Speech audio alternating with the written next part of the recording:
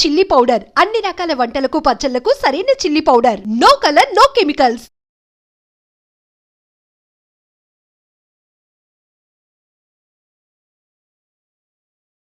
నమస్కారం, welcome to I dream. ధర్మ మార్గం విత్ విజిత కార్యక్రమానికి స్వాగతం. ప్రస్తుతం మనతో పాటు ఉన్నారు అవని ఫౌండేషన్ వ్యవస్థాపకులు శ్రీ సంతోష్ పుద్దా గారు. ఇప్పుడు వారితో మాట్లాడి మరిన్ని విషయాలు తెలుసుకుందాం. నమస్కారం అండి. నమస్తే మేడం, థ్యాంక్ యూ. సో నాకు ఈ అవకాశం ఇచ్చినందుకు మీకు, మీ స్టూడియో సిబ్బందికి కృతజ్ఞతలు. థ్యాంక్ యూ అండి, thank you very much. Santosh గారు, మామూలుగా భగవంతుడు ఎవరు అని అంటే ఒక్కొక్కరు ఒక్కో రకంగా చెప్తూ ఉంటారు. అసలు భగవంతుడికి రూపం అనేదే లేదు అని కొంతమంది చెప్తారు. భగవంతుడు ఎవరో కాదు మనమే అని కొంతమంది చెప్తూ ఉంటారు. భగవంతుడు లేడు అంటారు, ఉన్నాడు అంటారు, అంతటా ఉన్నాడు అంటారు. రకరకాలుగా మాట్లాడుతూ ఉంటారు. మీ ఉద్దేశం ప్రకారంగా అసలు భగవంతుడు అంటే ఎవరు? నిజంగా భగవంతుడు ఉన్నాడా? Okay madam, thank you, very good question. So ఈ సృష్టి మొత్తము ఒక శక్తితోటి, ఒక చైతన్యంతో ఉన్నది. మనం భగవంతుణ్ణి అణున ఉన్నాడని అంటాం. మన సమస్త శాస్త్రాలు ఏం చెప్తాయంటే, జగత్తులో ఒక గుండు పిన్ను పట్టని ప్లేసు లేదు అని సమస్త శాస్త్రాలు చెప్తున్నాయి. అదంతే, భగవంతుడు లేని ప్లేసు, గుండు పిన్నీసు పట్టని ప్లేస్ కూడా లేదు అని చెప్తున్నాయి. అంటే మనం ఎగ్జాంపుల్ ఎట్లా తీసుకోవాలంటే, ఫర్ ఎగ్జాంపుల్ ఒక సముద్రంలో నీటి బిందువు లేకుండా ఎట్లుంటుందో ఈ జగత్తులో భగవంతుడు లేని ప్లేస్ లేదు. ఇక అంతే, సాధ్యపడదు, ఇంకా అది ఫిక్స్. సో భగవంతుణ్ణి దర్శించాలంటే ఈ వ్యక్తి భగవంతుడు అయిపోవాలి. అది అసలు ఎవరు భగవంతుని దర్శించుకోవాలి. భగవంతుణ్ణి దర్శించాలంటే, అంటే ఆయనను చూడాలంటే, ఎవరైతే భగవంతుని చేరుకునే స్థితిని, అంటే ఆ పూర్ణ స్థితిని చేరుకుంటారో వాళ్ళకు మాత్రమే భగవంతుడు అర్థమవుతుంది. మామూలు వ్యక్తులకు ఈ మాయలో భగవంతుడు అర్థం కాడు. సో ఇప్పుడు మన లోపల వెలుగు రూపంలో వెలుగు రూపంలో దర్శనం ఇస్తుంది. సో కొందరికి సహస్ర కోటి సూర్యుల వెలుగు ఎంత ప్రతిబింబం ఉంటుందో అంత పవర్ ఉంటుంది. అంటే భగవంతుని మూలం ఏమంటే, మనము ఒక దివ్యుడు అని పిలుస్తారు. మనం దివ్యుడు అని పిలవలేకుండా, అంటే ఆ భాషలో ఆ పేరును ఉచ్చరించడంలో మెల్లగా ఏమైందంటే దాన్ని భగవంతుడిగా మార్చబడ్డది. సో ఆ దివ్యుడు అనే నామాన్ని భగవంతునిగా మార్చేసినాం మనమే. సో దివ్యుడు అంటే పవర్, జగత్ అంతా అట్లా ఆ చైతన్యం అట్లా ఉన్నది. ఓకే. సో ఆ చైతన్యమే ఇన్ని రూపాలుగా ఈ జగత్ అంతా ఇలా మార్చబడతా ఉంటుంది. ఫర్ ఎగ్జాంపుల్, మీరు ఒక అరటి పండు తిన్నారనుకో, ఓకే, తిన్న తర్వాత అరటి పండు ఏమైందంటే ఏమవుతుంది? మన డైజెషన్ అవుతుంది పొట్టలోకి వెళ్ళి. అసలు అరటి పండు ఉందా లేదా? ఎందుకుంటే తిన్న తర్వాత మాయమైపోతుంది, ఏడిపోయింది, మన కడుపులోకి వెళ్ళిపోతుంది, అది ఒక ఎనర్జీగా మారుతుంది. సో అరటి పండు ఏడిపోలే, అరటి పండు మార్చబడింది, దాని స్వరూపం మార్చబడింది. శక్తి ఉన్నదా లేదా? శక్తి రూపంగా కన్వర్ట్ అయింది. ఇప్పుడు ఫర్ ఎగ్జాంపుల్, ఒక గ్లాసు నీళ్ళల్లో ఒక గ్లాస్ పాలు పోసాం అనుకో, నీళ్ళు ఎక్కడికి పోలే, నీళ్ళు అక్కడే ఉన్నాయి. నీళ్ళ యొక్క స్వరూపం పాలగా మారింది. కరెక్ట్. సో భగవంతుని చైతన్య స్వరూపమే ఇన్ని రూపాలుగా జరుగుతూ ఉన్నది. ఇప్పుడు మీరన్న ఈ జ్ఞానం ఉన్న వాళ్ళే భగవంతుని దర్శించగలరు అని అన్నారు కదా, మరి ఆ జ్ఞానం ఎలా వస్తుందంటారు? ఆ జ్ఞానం సాధన వల్ల, ఆధ్యాత్మిక మళ్ళీ గురువుల దగ్గరికి పోయి సజ్జన సాంగత్యం తెలిసి ఆ భగవంతుని చేరుకునే మార్గాలలో ప్రవేశించి, ఇప్పుడు ఫర్ ఎగ్జాంపుల్ నామస్మరణ ఉంది, ఎక్కువ జపము నామస్మరణతోటి ఎక్కువ భక్తి యోగంలో ఉన్నారు జనాలంతా. సో నామస్మరణ వల్ల ఏం జరుగుతుంది అంటే, పదే 24 గంటలు ఆ వ్యక్తి నామస్మరణ జపించడం కాదు, నామస్మరణ మీద జపించడంతో పాటు ఆ యొక్క శబ్దం మీద మనసు లగ్నమైనప్పుడు, ఒక నాగుపాము పుట్టలో ఉన్న పాము బయటికి రావాలంటే ఆ నాదం ఎట్లా ఉచ్చరిస్తుంటే ఆ నాదానికి దగ్గర పాము బయటకు వచ్చి ఎట్లా నాట్యం ఆడుతుందో, సో నామస్మరణలో మన లోపల ఉన్న అన్ని దుర్గుణాలు క్షణక్షణం మెల్లగా రాలిపోతుంటాయి. ఇప్పుడు మీరన్న ఈ విషయం నాకు అర్థం అవ్వలేదండి. నామస్మరణ జపం చేయటానికి, మీరన్న నామస్మరణ మీద జపం చేయటానికి తేడా ఏంటంటే? అంటే మామూలుగా మంత్రం పఠించడం వేరు, మనసు ఎక్కడ ఉంటుంది. ఇప్పుడు నేను నామస్మరణ చేస్తున్నా, ఓం శ్రీరామ దూతాయ నమః అంట, లేకపోతే ఓం నమ శివాయ అంట, నా మైండ్ ఎక్కడుంది? ఎక్కడో ఉన్నది. సో శబ్దం మాత్రమే ఉచ్చరిస్తున్నా, కానీ మనస్సు శబ్దం మీద లేదు కదా. సో మనస్సు ఎప్పుడు శబ్దం మీద లగ్నం అవుతుందో, వ్యక్తిలో ఉన్న దుర్గుణాలన్నీ ఈ నాదానికి పాము ఎలా నాట్యం ఆడుతుందో, ఈ నామస్మరణలో మనిషి యొక్క దుర్గుణాలన్నీ రాలిపోతాయి. క్రమేపీ అన్ని క్షీణించిపోయినప్పుడు అన్ని గుణాలకు అతీతంగా ఈ వ్యక్తి మారుతాడు. అంటే మీరు అన్నట్టుగా ఇప్పుడు దానికి అర్థము అంటే మనం శ్రద్ధతో చేయకపోవడము చేయటము అన శ్రద్ధ సబూరి అంటే ఆ ఇన్వాల్వ్మెంట్ ఉండదు, అంటే సమర్పణ భావం ఉండదు. ఓకే. సో చేస్తున్నాం అంటే చేస్తున్నాం, ఆహా. సో ఆ శ్రద్ధ పూర్ణంగా ఉండదు అనమాట. సో ఎప్పుడైతే అంటే మన మైండ్ డైవర్ట్ అవ్వకుండా మనం చేస్తున్న దానిపైన ఫోకస్ పెట్టి చేయటము మీరన్న రెండో విషయం. రెండో విషయం. ఓకే. సో ఇది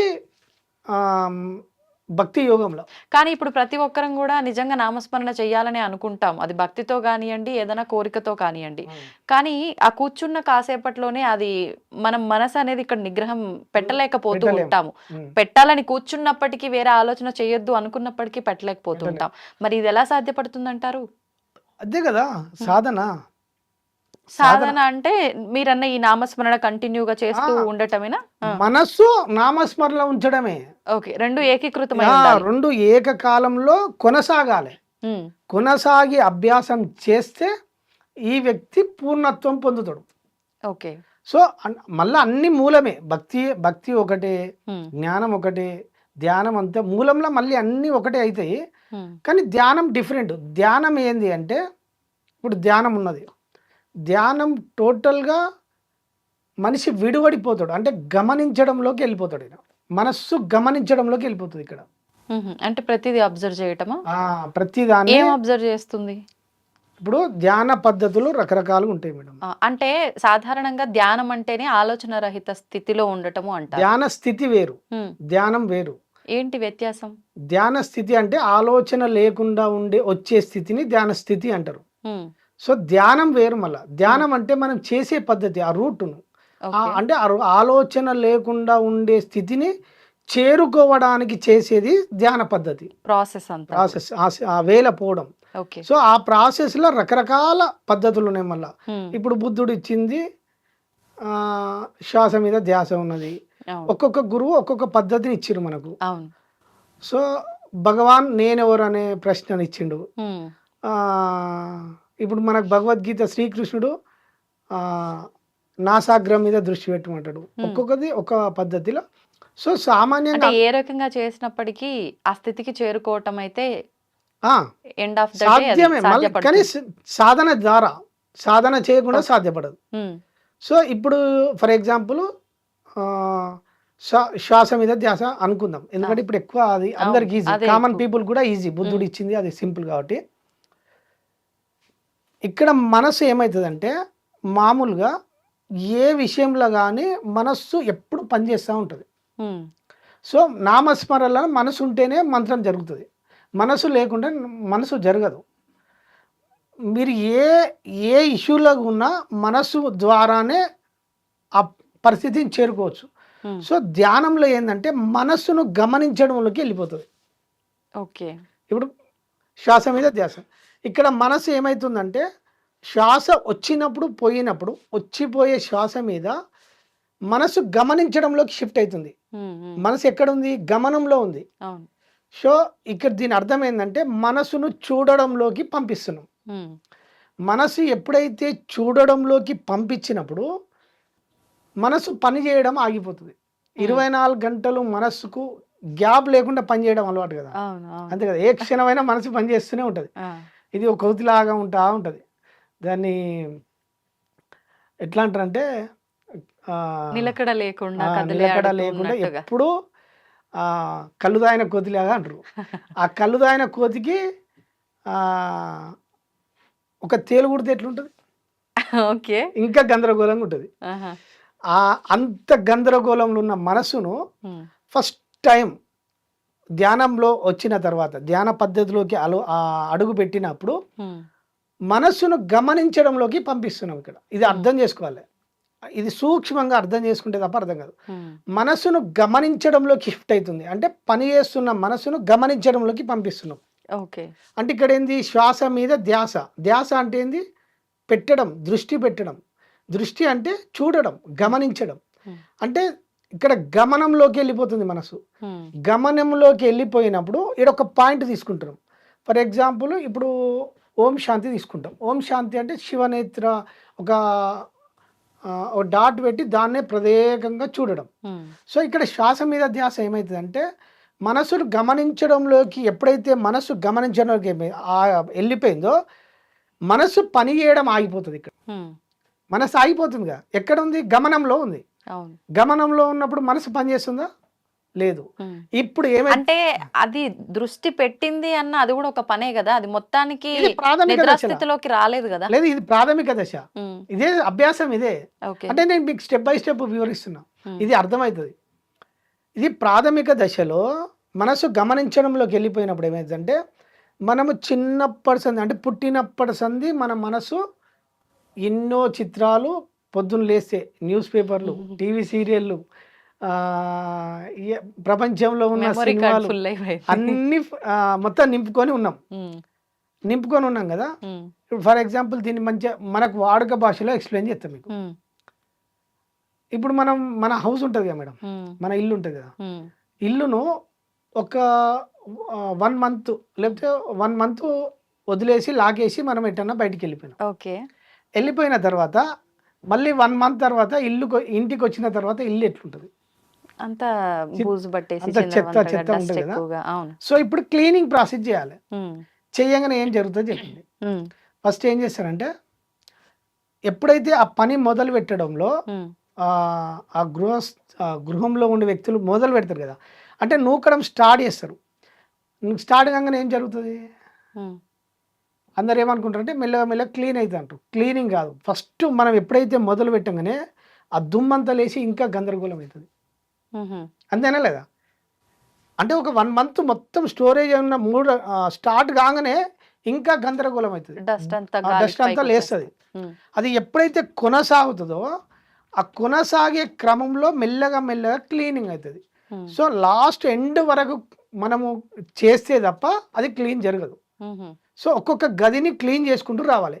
ఈ ప్రాసెస్లో ఏం జరిగినా మనం ఓర్పుతో ఉండాల్సిందే. అంటే ఏం జరుగుతుందని? దుమ్ము లేస్తుంది కదా, దుమ్ము లేస్తుంది, మనకు అంటుకుంటది. ఓకే. ఇప్పుడు ఇది మన రెగ్యులర్ వాడుక భాషలో ఈ క్లీనింగ్ ఇది పక్కన పెడితే ధ్యానం విషయానికే వస్తే ఏం జరుగుతుంది అలా చెప్పండి. అదే చెప్తా. అంటే ఇది ఎగ్జాంపుల్ గా చెప్తున్నా. అవును అవును. అంటే వ్యక్తికి ప్రమాణం లేకుంటే గుడ్డుగా నమ్ముతున్నాం కదా. సో మనకు ఒక ప్రమాణం చూపించాలి. సో ఇప్పుడు ధ్యానంలో ఏమవుతుందంటే మనసు గమనించడంలోకి వెళ్ళిపోతుంది కదా. ఇప్పుడు ఆ ఇల్లును శుద్ధి చేసే ప్రక్రియలో దుమ్ము ఎట్లా లేస్తుందో మన లోపల పేరుకపోయిన చిన్నప్పటి సంది పేరుకపోయిన ఆలోచన యొక్క శక్తి బయటికి రావడం స్టార్ట్ అవుతుంది. ఆ బయటికి రావడం స్టార్ట్ అయినప్పుడు మనకు హెడేక్ వస్తుంది, ఇంకా పెయిన్ వస్తుంది, బాడీ తట్టుకోలేని పరిస్థితులు వస్తాయి, ఇంకా పిచ్చెక్కిపోతుంది మైండ్. పిచ్చెక్కిపోయే క్రమంలో ఆలోచనలు ఒకేసారి అంటే అది ఆలోచనలు బయటికి వెళ్ళిపోయే ఒక దారి దొరుకుతుంది. మనసు ఆగిపోయింది కదా, లోపల ఉన్న చెత్త బయటికి వెళ్ళిపోతుంది. డోర్ ఓపెన్ అయింది ఆలోచనకు. ఆ డోర్ ఓపెన్ అయినప్పుడు బయటికి వెళ్ళిపోయే క్రమంలో ఒకేసారి పెద్ద వాల్ నింపితే నీళ్ళ ప్రవాహం ఎట్లుంటుందో మన ఆలోచనల యొక్క సమూహం బయటికి వెళ్ళిపోయే క్రమంలో మైండ్ మీద ఎఫెక్ట్ పడి ఎక్కువ పెయిన్ వస్తుంది. ఇగో ఇక్కడ ధ్యానం ఆపేస్తారు 90%. అంతే కదా. సో ధ్యానం మొదలు పెడతారు. పెట్టిన క్రమంలో వీళ్ళకి ఇంకా ఇది డిస్టర్బెన్స్ వస్తుంది. లోపల ఎన్నో సంస్కారాలు ఉంటాయి, కర్మలు ఉంటాయి, పూర్వజన్మల నుంచుకున్న ఎన్నో అన్ని లోపల ఉంటాయి. అవన్నీ బయటికి వెళ్ళినప్పుడు ఇంకా గందరగోళ పరిస్థితులు వస్తాయి. ఆ పరిస్థితులను దాటాలే. ఆ దాటే క్రమంలోనే మనిషికి ఓర్పు, సహనం అవసరం.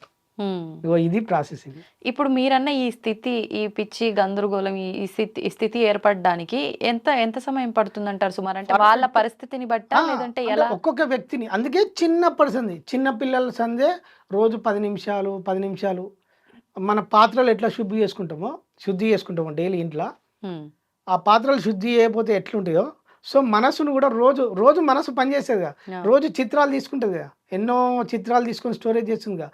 రోజు డైలీ ఒక 1/2 hour 1 hour ఎందుకు మెడిటేషన్ చేయమంటారు అంటే ఈ క్లీనింగ్ ప్రాసెస్ కోసం. ఓకే. డైలీ అంటే ప్రాథమిక దశ నుంచి కొనసాగుతూనేమో మామూలు వ్యక్తులకు ఈజీ. అవును. సో ఒక 20 ఇయర్స్ 30 ఇయర్స్ సాధన చేయలే, ఇప్పుడే సాధనలోకి వచ్చిండు, అప్పుడు వాళ్ళకి కొంచెం ఇబ్బంది. ఏ సమయంలో చేయొచ్చు అంటారు ఈ ధ్యానం? అసలు కరెక్ట్ టైం, చాలా మంది ఎర్లీ మార్నింగ్ టైంలో అయితేనే చాలా ప్రశాంతంగా ఉంటుంది కాబట్టి ఆ టైంలో మొదలు పెట్టడమే ఉత్తమం అంటుంటారు కదా. మీరు అబ్జర్వ్ చేసిన దాన్ని బట్టి దానికి సమయం ఏమైనా చూసుకోవాలి? మనము ఒక స్థితిని చేరుకున్నప్పుడు, అంటే ఒక లక్ష్యాన్ని పెట్టుకున్నప్పుడు లక్ష్యం ముఖ్యం తప్ప సమయంతో పని లేదు. అంతేనా లేదా? అంతే. సో లక్ష్యాన్ని చేరుకోవడం ముఖ్యం తప్ప ఇక్కడ మనం ఒక పాయింట్ పెట్టుకోవద్దు. సో మీరు ఎర్లీ మార్నింగ్ బ్రహ్మముహూర్తం అంటారు. బ్రహ్మముహూర్తం యొక్క రాశి చెప్తా మీకు. సో బ్రహ్మముహూర్తంలో ఏం జరుగుతుందంటే సృష్టి స్థితి లయం ఉంటుంది కదా. బ్రహ్మముహూర్తంలో చీకటి వెలుగుల కలయిక జరుగుతుంది. చీకటి పోతుంటుంది, వెలుగు వస్తుంది. ఈ రెండింటి కలయికలో సృష్టి అంటే ఈ ప్రాణశక్తి యొక్క వికాసం జరుగుతుంది. శక్తి అంటే ఇప్పుడు డైలీ ఈరోజు ఎర్లీ మార్నింగ్ రావాలి, మళ్ళీ సాయంత్రం లయం అయిపోవాలి, అంతే కదా. సో ఇక్కడ చీకటి వెలుగులో సృష్టి మొత్తం ఒక స్పందనలో ఉంటుంది. లాస్ట్ టైం మనం స్పందన గురించి చెప్పుకున్నాం. ఆ స్పందనలో ఈ చీకటి వెలుగుల కలయిక జరిగినప్పుడు శక్తి వికాసం అనేది మనకు తోడ్పడుతుంటుంది. ఆ టైంలో శక్తి ఉద్భవిస్తుంటుంది. ఎర్లీ మార్నింగ్ చెట్లు చూడండి, చెట్లు వికసిస్తుంటాయి, పువ్వులు పూస్తాయి కదా. సో సృష్టి మొత్తం ఆ క్షణంలో ఆ స్థితిలో ఉంటుంది. అప్పుడు మనం ఆ ఎంటీ స్టేజ్లో ఉన్నప్పుడు మనం ఏది మొదలుపెట్టినా ఆ శక్తి మనకు సహకరిస్తుంది. కనబడదు శక్తి, కానీ పనిచేస్తుంది. ఆ శక్తి పనిచేస్తుంది, మనం చేస్తున్న పనికి సపోర్ట్ ఇస్తుంది. దీనికి సమయం అంటూ ఉండదు, ఆయా ఋతువుల కాలమాన ప్రకారం జరుగుతుంది. సో ఎర్లీ మార్నింగ్ 3:30 అంటే బ్రహ్మముహూర్తం పలానా టైం అనేది లేదు అంటున్నారా? అది ఉంటే ఋషులు మనకి ఎప్పుడో చెప్పేటోళ్ళు చెప్తున్నారు కదా. చాలా మంది మధ్య కాలంలో ప్రమాణం ఉండదు కదా. సూర్యోదయానికి ఒక గంట ముందర 3 నుంచి 4 ముందు అంటుర్రు. అవును, ముందు అంటుర్రు, సూర్యోదయానికి ముందు అంటుర్రు. సమయం చెప్పిరా? ప్రమాణం లేదు మేడం, ఎవిడెన్స్ లేదు. అంటే సూర్యుడు ఉదయించడము అస్తమించడం కూడా రోజు ఒకే సమయం ఉండదు కదా. నేను అర్థం చేసుకోవాలి. ఇక్కడ ఋతువుల కాలమాన ప్రకారం జరుగుతుంది. కాలం మన చేతిలో ఉండదు. నేను రెండింటి మధ్యలో అంటే ఈ మధ్యలో కాంబినేషన్ వివరించిన. నేను చీకటి వెళ్తుంది, వెలుగు వస్తుంది, రెండింటి మధ్యలో కలయిక జరుగుతుందా, ఆ కలయికనే బ్రహ్మముహూర్తం అంటుంది. ఓకే, ఇప్పుడు దీన్ని మన అందరు చెప్పిన దాని అర్థమైంది. కాకపోతే కొంచెం లోతుగా ఎక్స్ప్లెయిన్ చేసిన. సో సూర్యుడు రాకముందుకే అయినా మూలాన్ని పట్టుకుంటే మనకు సత్యం అర్థమైంది. సో ఆ సమయంలో మొదలు పెడితే కొంచెం మనం తొందరగా చేరుకునే అవకాశాలు ఉంటాయి. కానీ ఇందాక మీరు సమయం అదంతా అవసరం లేదు, ఏ సమయంలో అయినా చేసుకోవచ్చు. నేనేమన్నా సపోర్టింగ్, మనకు ఆ సమయం సపోర్టింగ్ ఇస్తుంది, కానీ లక్ష్యాన్ని చేరుకోవడంలో సమయంతో పని లేదు. మనం ఆ మూలాన్ని మనం డెస్టినీ చేరుకోవాలి కదా.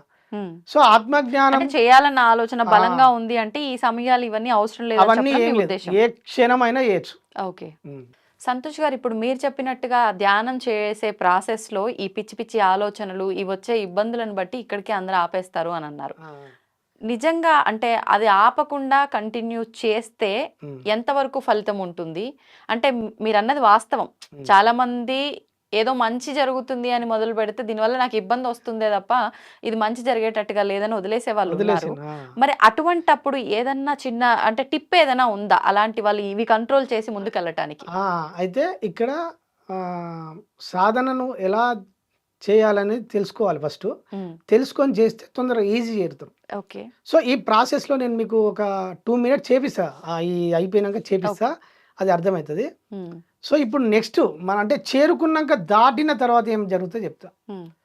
ఫస్ట్ ఆలోచనలు క్రమేపీ పూర్తయినాక ఒక 1 month లేకపోతే ఒక 3 months కంటిన్యూగా చేస్తే, డైలీ ఒక 2 hours 3 hours కంటిన్యూగా చేస్తే మన లోపల ఎప్పుడైతే ఆలోచన యొక్క శక్తి బయటికి వెళ్ళిపోయి ఆగిపోతుంది, అంటే ఆలోచన లేకుండా ఉన్నదనుకో, అప్పుడు ఏం జరుగుతుందంటే ఒక నిర్మల స్థితి వస్తుంది. నిర్మల స్థితి అంటే ఒక సముద్ర గర్భంలో అలజడి లేనటువంటి స్థితి ఎట్లుంటుందో మన మనస్సులో అసలు ఆలోచన లేకుండా ఒక స్థితి వస్తుంది. అప్పుడు నిశ్చలం అయిపోతాం, అంటే ఒక స్టేబుల్ అయిపోతాం. అప్పుడు ధ్యాన స్థితి, మనం పడుకున్నాక నిద్ర ఎట్లా వస్తుందో ధ్యాన స్థితి అప్పుడు వస్తుంది. ఆ ధ్యాన స్థితిలో నీకు క్రమేపీ ప్రతి విషయం పట్ల నీకు స్పష్టత వస్తుంది. ఆ తర్వాత ఏమైందంటే ఇది కొనసాగే క్రమంలో, అంటే ఈ సాధన చేసే క్రమంలో ఫస్ట్ మనిషికి వైరాగ్యం వస్తుంది. అంటే దీన్ని సహజముక్తి అంటారు.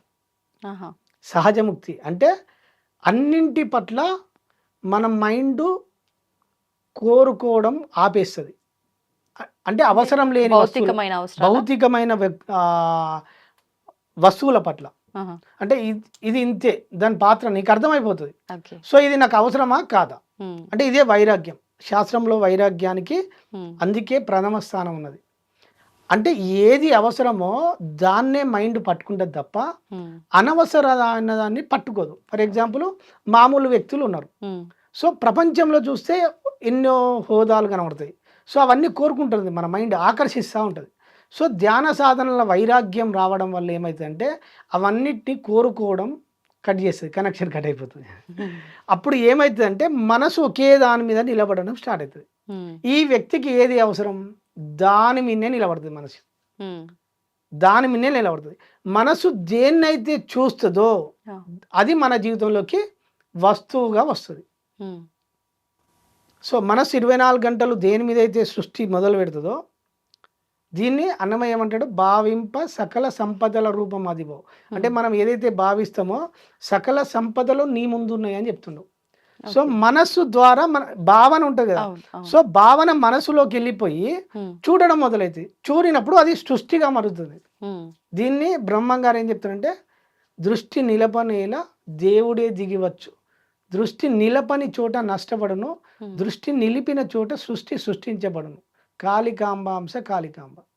సో ఇక్కడ మా వ్యక్తికి ఏమైతుందంటే తనకి ఏది అవసరమో అది సృష్టి జరుగుతూ ఉంటుంది. ఆ వ్యక్తికి అప్రయత్నంగానే ధ్యాన సాధన చేసిన వ్యక్తికి అప్రయత్నంగానే సిద్ధించడం స్టార్ట్ అవుతాయి. తన అవసరాలన్నీ మళ్ళీ ఏదో కాదు, తన అవసరాలు తీరడం స్టార్ట్ అవుతుంది. కానీ ఇక్కడ మనం మాట్లాడుకున్న దాన్ని బట్టి ధ్యానం చేస్తూ ఉన్నాము, శ్వాస పైన ధ్యాస పెడుతున్నామే తప్ప ఎక్కడ భగవంతుడి నామస్మరణ కానీ మంత్ర జపం కానీ ఏమీ చెయ్యట్లేదు. ఏం లేదు. అంటే భగవంతుని మనం ఏ రకంగా ఆరాధించకపోయినా మనం ఒక నిశ్చితమైన స్థితికి గనక వస్తే ఖచ్చితంగా అనుగ్రహం ఉంటుంది అని మీరు చెప్పొచ్చు. 100%. అంటే భగవంతుడు అంటే ఇక్కడ మీరు అర్థం చేసుకోవాలి మేడం, భగవంతుడు ఆధారమై ఉన్నాడు. ఇక్కడ మనం చేస్తున్న దానికి ఆయన సపోర్ట్ ఉంది అని ఉన్నది. అంటే ఆయన ఉన్నాడు, ఎక్కడ ఉన్నాడు, లోపలనే కదా. ఇప్పుడు గమనించేది ఎవరు, భగవంతుడే. ఇప్పుడు ఫర్ ఎగ్జాంపుల్ మీరు కళ్ళు మూసుకొని గమనిస్తే గమనించేది ఒకటి ఉంటుంది కదా, గమనించేది కూడా గమనించబడుతుంది లోపల ఒకటి.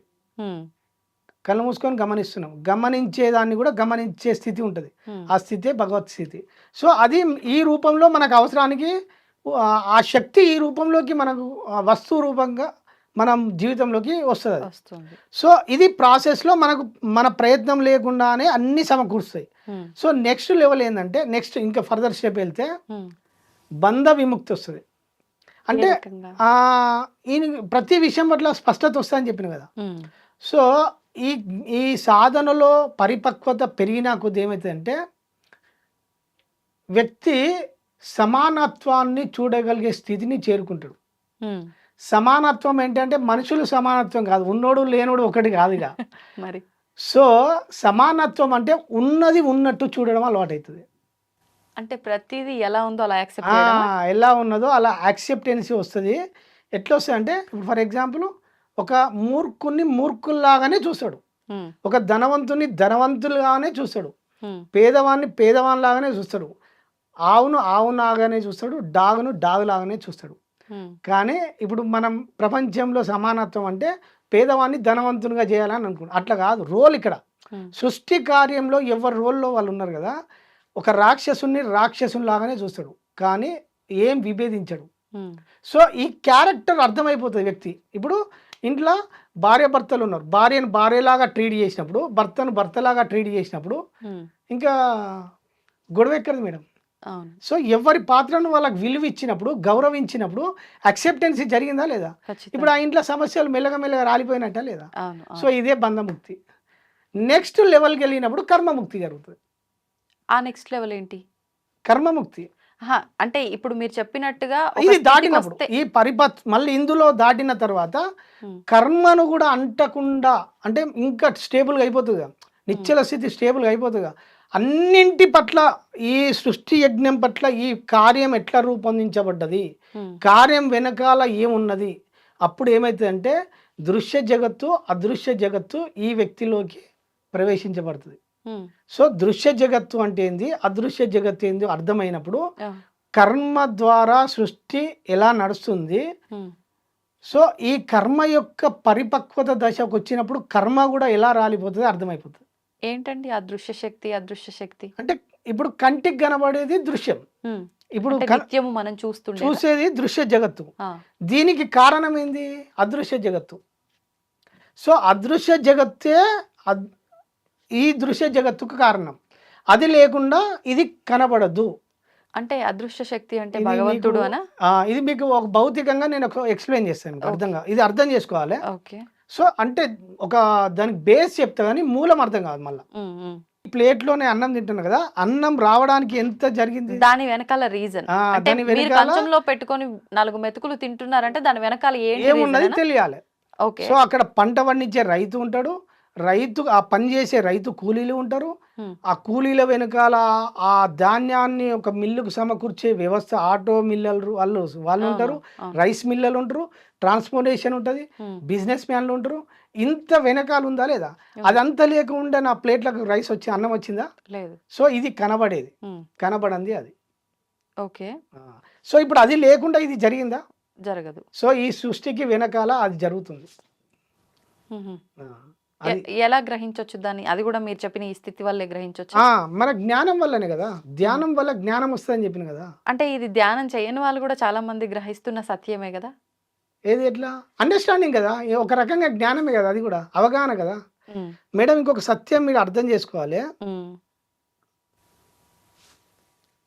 ఆధ్యాత్మికత అంటే ఏందో అనుకుంటారు. ఉమ్, ఆధ్యాత్మికత అంటే సాధించేది కాదు. ఇక్కడ ఉమ్, ఆధ్యాత్మికత అంటే సాధించేది కాదు, ఉమ్, అర్థం చేసుకోవడం. ఆధ్యాత్మికత ప్రతి విషయాన్ని, సూక్ష్మాన్ని చూడడం. ఆ చూడడమే ఆధ్యాత్మికత. జస్ట్ ఉన్నది ఉన్నట్టు చూడడమే ఆధ్యాత్మికత. ఆ చూడడాన్ని కూడా సాధన ద్వారా పొందుతాడు తప్ప సాధన లేకుండా ఆ స్థితిని మనిషి చేరుకోలేడు. ఉమ్, ఒకవేళ అది అలవాటైతే ఉమ్, ఇవన్నీ అవసరమే లేదు. ఉమ్, ఎందుకంటే మాయ అంత తీవ్రమై ఉంటుంది. ఉమ్, సో ఆ తీవ్రమై ఉన్న మాయలో మనిషి ప్రతి విషయం పట్ల ఉన్నది ఉన్నట్టుగా చూడడమే అసలైన ఆధ్యాత్మికత. ఓకే. అది దానికి చేరుకోవడానికి ఈ రకరకాలమైన పద్ధతులు. పద్ధతులు, ప్రొసీజర్స్, ఇవన్నీ సిస్టమ్. ఉమ్. ఈ విధంగా ఒక్కొక్కరు ఒక్కొక్క మార్గాన్ని ఎంచుకొని ఆ స్థితిని చేరుకుంటారు. ఇప్పుడు ఈ ధ్యానం చేయడానికి కూడా గురువు ఎవరైనా అవసరం అంటారా? ఇన్ఫర్మేషన్ ఉన్న అవసరం కదా మేడం. ఉమ్, ఇప్పుడు గురువు కావాలి, Hmm. గురువు లేడు. గురువు లేకపోతే ఇది ఎలా ఉంది అని మనకి ఎట్లా తెలుస్తుంది? ఉమ్. ఈ మార్గం ఉంది అని మనకి ఎట్లా తెలుస్తుంది? ఈ మధ్య కాలంలో సోషల్ మీడియాలో అన్నిటికీ సమాధానాలు ఉన్నాయి కదా ప్రతి అంటే ప్రశ్నకి. సరే ఇప్పుడు ఉన్నాయి మేడం. ఇప్పుడు పరిస్థితులే ఇప్పుడు మాట్లాడుకుందాము. ఇప్పుడు పరిస్థితులు మాట్లాడుకుంటే యూట్యూబ్ నిండా ఉన్నాయి. అవును. సో అన్నీ ఉన్నాయి. ఒక రకంగా ఇప్పుడు భగవాన్ అయితే ఏ గురువు లేకుండా చేరుకున్నాడు కదా ఆ రోజుల్లోనే. ఉమ్, సో కళ్ళు మూసుకొని ఆయన తెలుసుకొని ఆ స్థితిని చేరుకొని ఉమ్, మౌనం ద్వారానే ఈ జగత్తుకు ఎన్నో ఆన్సర్లు ఇచ్చిండు. సో ఇప్పుడు మనము ఆ ఇన్ఫర్మేషన్ యూట్యూబ్ ద్వారా ఇన్ఫర్మేషన్ తెలుసుకొని సాధన చేసినా చేరుకోవచ్చు. ప్రత్యేకంగా గురువు అవసరం లేదు. ఆ, కానీ యూట్యూబ్లో నీకు ఏది మంచిది ఏడు చెడుది కూడా మళ్ళీ ఎంక్వైరీ చేయాలి కదా. ఉమ్, సో గుడ్డిగా ఫాలో అయితే మళ్ళీ వినాశనం ఉంటుంది. ఓకే. అంతే కదా. అంటే ఇప్పుడు చెడు చెప్పే వ్యక్తులు ఉన్నారు ఫర్ ఎగ్జాంపుల్. అవునులేండి. ఉమ్, ఆ చెడును ఫాలో అయితే చెడు ఫలితాలు వస్తున్నాయా లేవా? ఉమ్, సో సత్యాన్ని ఉన్నది ఉన్నట్టు చెప్పే గురువు ముందున్నప్పుడు ఉమ్. మనకి ఈజీగా మార్గం దొరుకుతుంది. మరి ఇప్పుడు మీరన్నట్టుగా వెళ్దాము అనుకుంటే ఎంతో మంది గురువులు ఉన్నారు. ఆ గురువు నిజంగా కరెక్టే, ఆ గురువు కరెక్ట్ మనిషి, ఆయన చెప్పేది నిజంగా సత్యము అనేది మనకి ఎలా తెలుస్తుంది? ఆ జ్ఞానం లేకే గురువు దగ్గరికి వెళ్ళాలనుకుంటున్నాం కదా. అంటే మనం అండర్స్టాండ్ చేసుకోవాలి, గురువుగా పరీక్షించాలి. కరెక్ట్ చెప్తుండా, కరెక్ట్ చెప్తలేడా. ఉమ్. సో మనకు అర్థమవుతుంది మేడం. అంత జ్ఞానం మనకుంటే గురువు ఎందుకండి? అవును మేడం, తెలిసిపోతుంది ఆయన మనకు. చెప్పేది తప్ప ఒప్ప అని తెలుసుకునే అంత జ్ఞానమే మనకుంటే మళ్ళీ గురువుని ఎందుకు ఆ, పట్టుకోవాలనుకుంటాం? ఇలా ఇంకొకటి ఉంటుంది మేడం. ఉమ్, మన లోపల సత్యం తెలుసుకోవాలన్న ప్రశ్న, నీ లోపల ప్రశ్న ఉత్పన్నమై ఉమ్, అన్వేషణ మొదలైతే ఆ గురువే మీ దగ్గరికి వస్తాడు.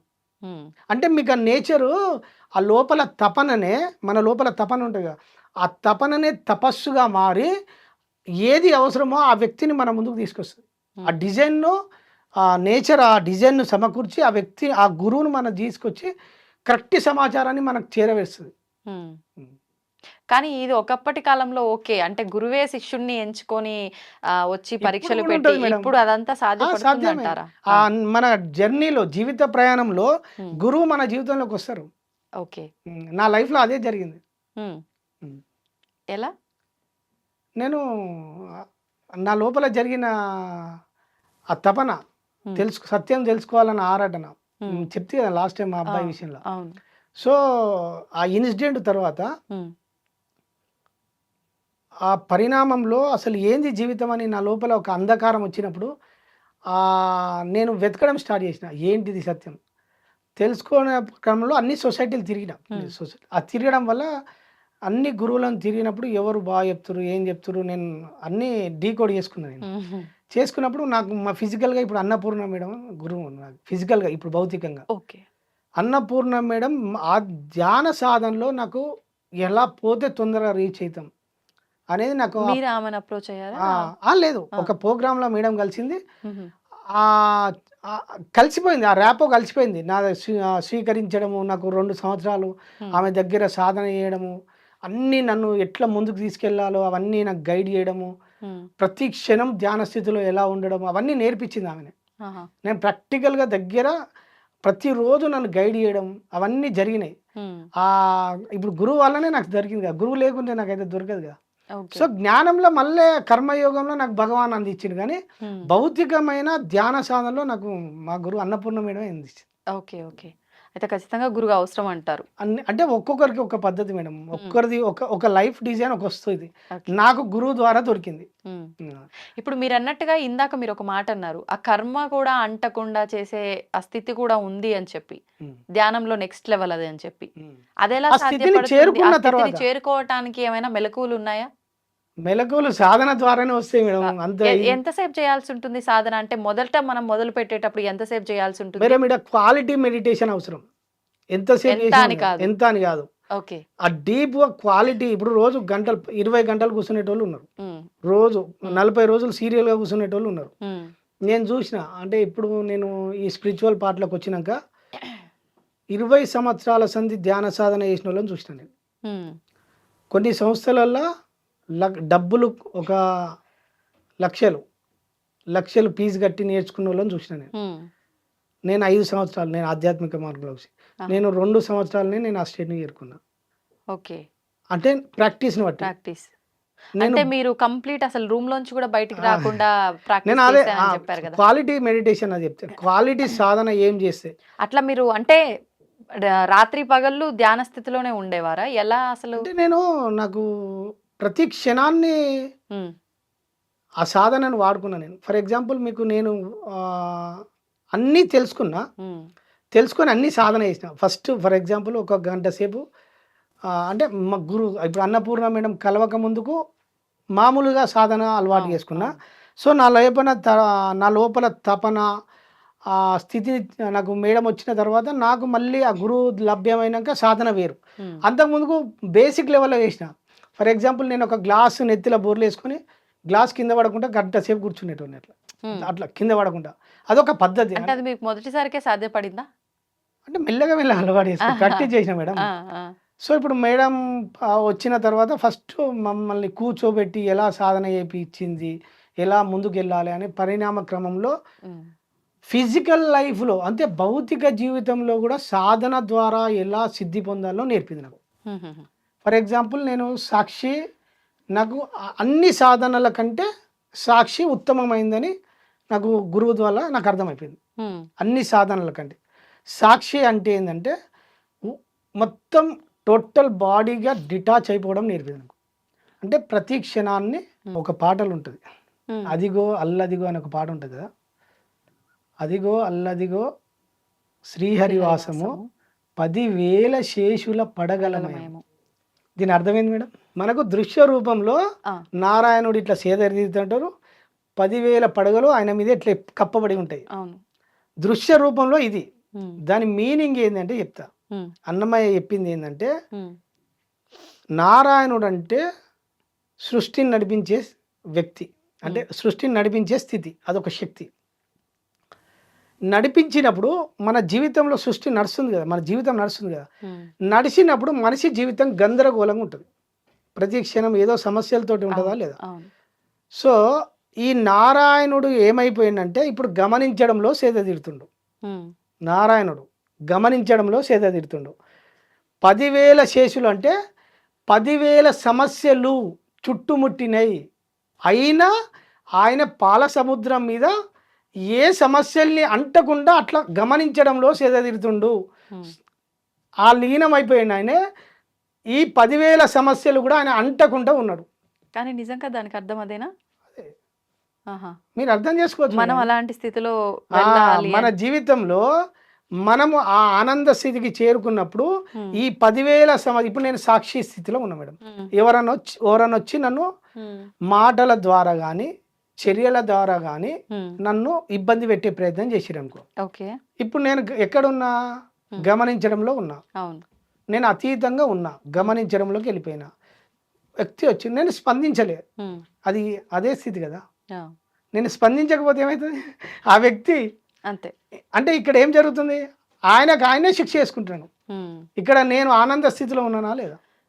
వాస్తవం మీరు చెప్పింది. ఇది విషయంలో రియాక్ట్ అవ్వకుండా ఉండడం అనేది, కానీ అన్ని సందర్భాల్లో కూడా ఇది స్పందన లేకుండా అంటే ఉండటం జ్ఞానం కరెక్ట్ కాదు వల్ల కదా? ఎక్కడ స్పందించాలి, ఎక్కడ స్పందించొద్దు అర్థమవుతుంది. ఓకే. ధ్యాన సాధన ద్వారా ఓకే. స్పష్టత వస్తుంది, ప్రతి విషయం పట్ల స్పష్టత వస్తుంది. ఉమ్, అనవసరమైన దానిలో మనము వేలు పెట్టాం. ఉమ్, ఇక్కడ ఏమవుతుందంటే ఈ సహజ ముక్తిలో 3 స్థితులు వస్తాయి. ఫస్ట్ యాక్సెప్టెన్సీ వస్తుంది. ఓకే. 2 ఇతరుల విషయంలో జోక్యం చేసుకోకపోవడం, ఉమ్, ఎవరి విషయాల్లో తలదూర్చకపోవడం వస్తుంది. ఓకే. 2 ఇంకా ముందుకెళ్తే ఏమవుతుందంటే 1 అంగీకరించడం, 2 జోక్యం చేసుకోవడం, ఇంకొకటి ఇలా చేయాలి అని చెప్పకపోవడం. అంటే వ్యక్తిని జడ్జి చేయం, అంటే నో జడ్జిమెంట్ అంటాం. అంటే వ్యక్తిని నువ్వు ఇట్లే చెయ్యాలి, ఇది చెయ్యాలి, ఇది అవును, చెయ్యకూడదు అని మనం గైడ్ చేస్తాం కదా. అవును. సో అది వస్తుంది. అది వచ్చినప్పుడు వేరే వ్యక్తిని మనము జడ్జిమెంట్ చెయ్యం. ఓకే. ఇలా అంటే మీరన్న మొదటిదే వర్తిస్తుందేమో ఇక్కడ. వాళ్ళు ఎలా ఉన్నా మనం యాక్సెప్ట్ చేస్తాం. accept ఎలా ఉంటే మనకేంటి? అంతే, ఉన్నది ఉన్నట్టు అంగీకరించడమే. మళ్ళీ వాళ్ళకి నచ్చినట్టు వాళ్ళు ఉన్నారు, మనకు నచ్చినట్టు మనం మనం ఉంటాం, ఉంటాము అంతే. అనే విధానంలోకి వెళ్ళిపోతాం. అంటే ఇక్కడ 3 ఏమొస్తాయి అంటే నో జడ్జిమెంట్, జోక్యం చేసుకోకపోవడం, ప్లస్ యాక్సెప్టెన్స్. యాక్సెప్ట్ చేయడం. ఈ 3 వచ్చినాయి అనుకో, మనిషి పరిపూర్ణంగా ఉంటాడు, ఇంకేం మేడం, హ్యాపీగా ఉంటాడు. సో ఈ రోజులలో ప్రతి ఒక్కరికి ధ్యాన సాధన అవసరం. ఆరోగ్య పరంగా కూడా ఈ మధ్య డాక్టర్స్ కూడా చాలా మంది మెడిటేషన్ ఇంపార్టెంట్ అని చెప్తున్నారు అవును కదా. అవును. ఉమ్, సో ఈ రోజులలో అన్ని స్థితులు అవసరమే. ఉమ్, ప్రాథమిక దశలో అన్ని ముందుకెళ్ళడానికి అవసరమే. ఉమ్, కానీ అందులో ఉత్తమమైన ధ్యాన పద్ధతి కనుక ఉమ్, ధ్యానములో సాక్షి అనేది ఇంకా ఈజీ. ఉమ్, ఇప్పుడున్న ప్రపంచంలో ఇప్పుడు కూర్చోవాలి. ఇప్పుడు ఫర్ ఎగ్జాంపుల్ కూర్చొని చేయడం అది ఈజీ పద్ధతి, రాజయోగం, అది మంచిగా చేయొచ్చు.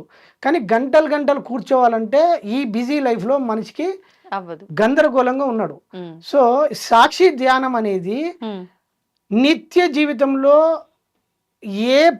ఏ వర్క్లో ఉన్నా, ఏ కర్మలో ఉన్నా సాక్షి అనేది ఈజీ పద్ధతి అనేది మనం చెప్పదలుచుకున్నాం ఈ టైంలో. ఓకే. సో దీని పొద్దున లేచిన పర్సన్ ఉమ్, పడుకునేదాకా ఈ సాధన చేయొచ్చు ఈజీగా. ఓకే. ఇది అంటే ఎలా మనం ఎటువంటి స్థితిలో కూర్చొని ఉన్నా, నించొని కూర్చున్నా ఉన్నా, లేకున్నా ఎలా మీకు ఉన్నా ఈజీగా అర్థమయ్యే పద్ధతిలో చెప్తాను నేను. సో ఇక్కడ ఏమవుతుందంటే పొద్దున నిద్ర లేవగానే మన ఇప్పుడు కూర్చునే స్థితి టైం లేదు కదా, చాలా బిజీ అంటే ముద్రలు వేసుకొని ఇలా అన్ని లేకుండా సింపుల్ గా అర్థం కావడానికి ఉమ్, నిద్ర లేవగానే ఫస్ట్ ఇప్పుడు మీకు 1 మినిట్ చేపించిన కదా మేడం, ఉమ్, ఇప్పుడు 1 నిమిషం మీకు చేపించిన కదా 2 మినిట్స్. ఉమ్, సో ఇప్పుడు మీరు గమనించడంలో ఉన్నారా? పొద్దున నిద్ర లేవగానే 1 మినిట్ ఉమ్, జస్ట్ నిద్ర లేవగానే కళ్ళు తెరవగానే ఏం చేయాలంటే మళ్ళీ కళ్ళు మూసుకొని ఒక బాడీని ఒక 1 మినిట్ 2 మినిట్స్ గమనించాలి. ఓకే. గమనించి బెడ్ దిగుతాం కదా, దిగేటప్పుడు కూడా మన బాడీని అబ్జర్వేషన్ చేస్తూ దిగాలి.